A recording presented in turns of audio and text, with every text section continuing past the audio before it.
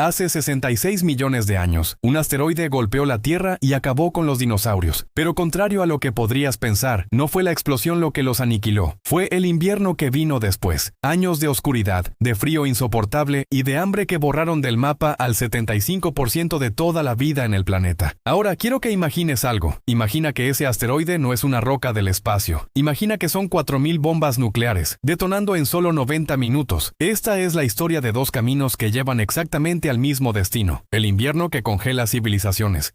Comencemos nuestro viaje en el observatorio de Mauna Kea, en Hawái. Es el 15 de enero de 2027. La doctora Elena Vázquez, una astrónoma brillante, hace un descubrimiento que le hiela la sangre. Lo llama 2027 DX9. Es un asteroide de 8 kilómetros de diámetro, viajando a una velocidad vertiginosa de 30 kilómetros por segundo, y se dirige directamente hacia nosotros.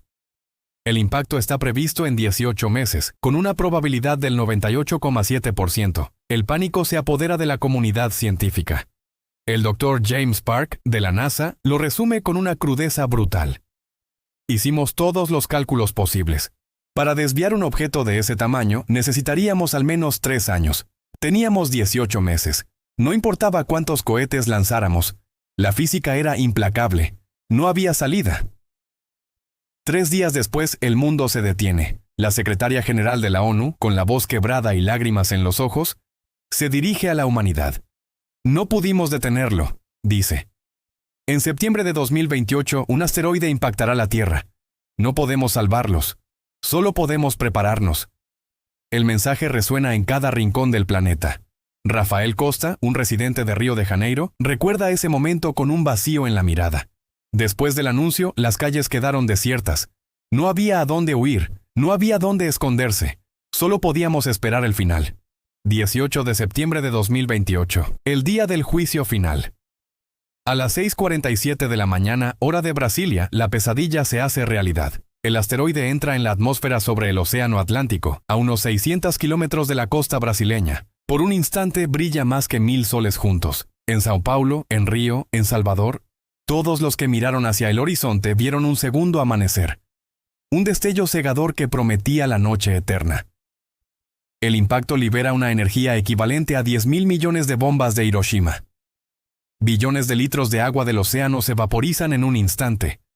Un cráter de 100 kilómetros de ancho se abre en el fondo del mar.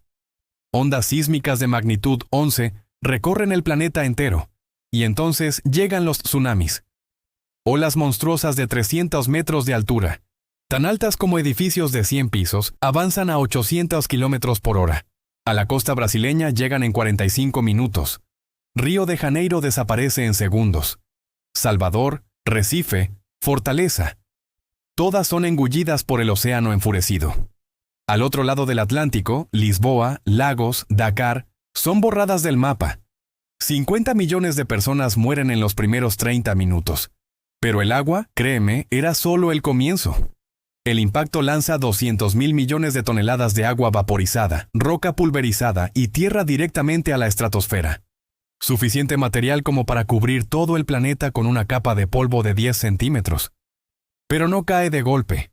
Queda suspendido en el aire, dando la vuelta al globo en cuestión de días y bloqueando por completo la luz del sol. La doctora Marina Santos, una climatóloga que sobrevivió al caos inicial, lo documentó en su diario. En 72 horas, el cielo en Sao Paulo se oscureció por completo. Era mediodía, pero parecía medianoche. Y no era una oscuridad normal. Era una oscuridad rojiza, sofocante, cargada de partículas que te quemaban los pulmones al respirar. La temperatura global cayó 15 grados Celsius en la primera semana, luego otros 10 grados. Lugares tropicales como Brasil, que nunca habían visto la nieve, despertaron con una capa de escarcha cubriéndolo todo. El invierno de impacto había comenzado. Pero, ¿y si te dijera que hay otro camino para llegar a este mismo infierno? Regresemos a 2027. Esta vez no hay ningún asteroide. En su lugar, las tensiones geopolíticas entre las superpotencias mundiales se salen de control. Un malentendido, un sistema de alerta que falla, un misil lanzado por error. Y los protocolos automáticos de represalia se activan en cadena. 14 de marzo de 2027, 3:47 de la madrugada. En los siguientes 90 minutos, 4.000 ojivas nucleares detonan sobre las principales ciudades del mundo. Moscú, Washington, Pekín, Londres, París, Todas se transforman en soles artificiales que duran apenas una fracción de segundo. 500 millones de personas mueren instantáneamente. El pulso electromagnético que generan las explosiones fríe toda la electrónica del planeta. Las comunicaciones colapsan, Internet muere. Y al igual que con el asteroide, las explosiones son solo el prólogo. Un oficial que participó en el lanzamiento describe el horror. Nos entrenaron para la guerra nuclear. Nos dijeron que sería el fin del mundo. Pero nunca nos explicaron los detalles. Nunca nos hablaron del invierno que vendría después. Las 4.000 explosiones nucleares y los incendios masivos que provocan lanzan 150 millones de toneladas de hollín a la estratosfera. Es menos material que el del asteroide, pero es más que suficiente. El cielo se oscurece, la temperatura se desploma, y la humanidad se da cuenta de una verdad aterradora. No importa si es una roca del espacio o nuestras propias bombas, el resultado es el mismo: invierno, oscuridad, extinción. En ambos escenarios, los primeros meses son una carrera hacia el abismo. Sin luz solar, la fotosíntesis se detiene. Las plantas mueren. El doctor Roberto Alves, un agrónomo, documentó la catástrofe. El resultado fue idéntico. En 3 semanas, las cosechas empezaron a morir. Primero se pusieron amarillas, luego marrones. Después, simplemente se pudrieron en los campos. Las cosechas de 2028 nunca llegaron. Las existencias de alimentos en los supermercados y almacenes eran todo lo que quedaba para 8.000 millones de personas. Un sobreviviente de Porto Alegre llamado Carlos Méndez cuenta: los supermercados fueron saqueados en la primera semana. Luego atacamos los almacenes, luego las granjas. Después, no quedaba nada, solo hambre. Un hambre que te devoraba por dentro como si fuera ácido. En 3 meses, los animales de granja desaparecieron. Luego las mascotas, luego los animales salvajes, pájaros, roedores, cualquier cosa que tuviera carne. Luego ya no quedaron animales. Ana Rodríguez, una ex profesora, lo resume así: existe una línea que separa a los humanos de los monstruos. El hambre borra esa línea. Vi a vecinos que conocía de toda la vida hacer cosas inimaginables por un trozo de pan mohoso. Y vi cosas peores cuando el pan se acabó. A los 6 meses, la civilización se desmorona por completo, simultáneamente en ambos escenarios. Los gobiernos que sobrevivieron a los tsunamis o a las bombas colapsan cuando se vuelve imposible alimentar a la población. El dinero pierde todo su valor. La ley deja de existir. Lo único que importa es la comida y el calor. Pero el frío es implacable. Sin electricidad, sin combustible, sin madera para quemar. Todo se consumió en las primeras semanas. Millones de personas mueren congeladas. Familias enteras son encontradas abrazadas en sus camas, intentando compartir un calor que ya no existía. Las enfermedades se propagan como un reguero de pólvora.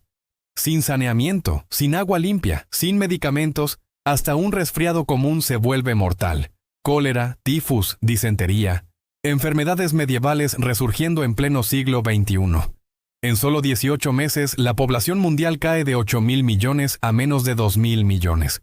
6.000 millones de muertos. Da igual si fue el asteroide o las bombas, el invierno los mató a todos por igual. Y entonces llegamos a la parte más oscura. Hay historias que los sobrevivientes no quieren contar, pero que deben ser contadas. En el 10º mes del invierno ya no hay comida. Los muertos superan a los vivos en las calles, y los vivos, desesperados, miran a los muertos y hacen cálculos horribles. Marcela Santos, una enfermera, susurra su testimonio. Había pandillas que controlaban los depósitos. No nos atrevíamos a preguntar qué tipo de carne servían. Lo sabíamos. Todos lo sabíamos. Pero los niños lloraban de hambre. Y al final, tomas decisiones que nunca imaginaste que tomarías. Algunos se quitaron la vida antes de cruzar esa línea. Otros la cruzaron y luego se quitaron la vida, carcomidos por la culpa. Y otros simplemente siguieron viviendo, pero muertos por dentro de una manera que ningún invierno podría matar jamás. Esta no es una historia de héroes, es una historia sobre la fragilidad de nuestro mundo y las consecuencias de nuestras acciones o de nuestra inacción. Ya sea una amenaza del cosmos o una creada por nuestras propias manos, el resultado final es un invierno que no solo congela el planeta, sino que también congela el alma humana. Nos recuerda que la supervivencia es mucho más que simplemente seguir respirando. Gracias por acompañarme en este viaje tan sombrío pero necesario. Si esta historia te ha hecho reflexionar, por favor, dale like y compártela. Y no olvides suscribirte para más contenido que nos haga pensar sobre nuestro lugar en el universo. Cuídate mucho.